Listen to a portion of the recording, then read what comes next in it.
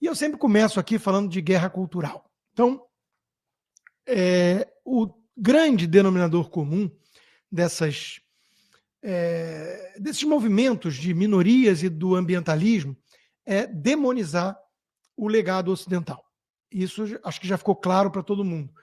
E tem uma mistura aí de misantropia, com anticapitalismo, com tudo isso. E claro que o movimento ambientalista captura muito bem esse fenômeno. E o quão engraçado é ficar sabendo que a Greta Thunberg apagou um tweet dela de 2018, em que ela dizia que se nada fosse feito nos termos que ela, how dare you, exigia, né?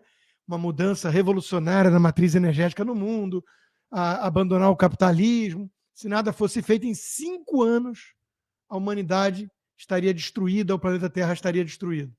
5 anos depois, cá estamos nós, e o tweet dela é que foi destruído.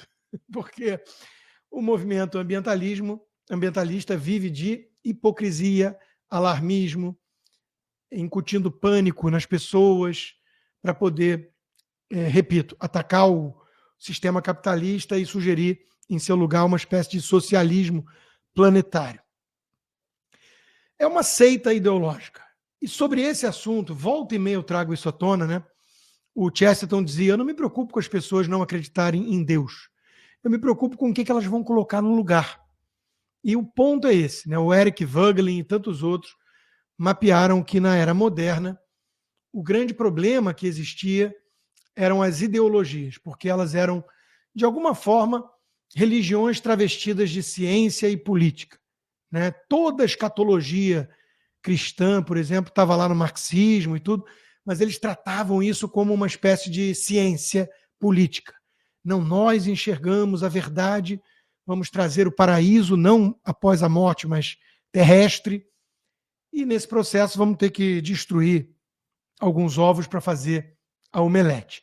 Então eu recomendo o texto brilhante do meu amigo Flávio Gordon na Gazeta, essa sexta-feira, Os Totalitarismos como Religiões Políticas. Ele também volta a esse tema com alguma frequência, porque quem estudou um pouquinho sobre ideologias nota que esse é o grande mal do século XX e, infelizmente, talvez ainda pior no século XXI.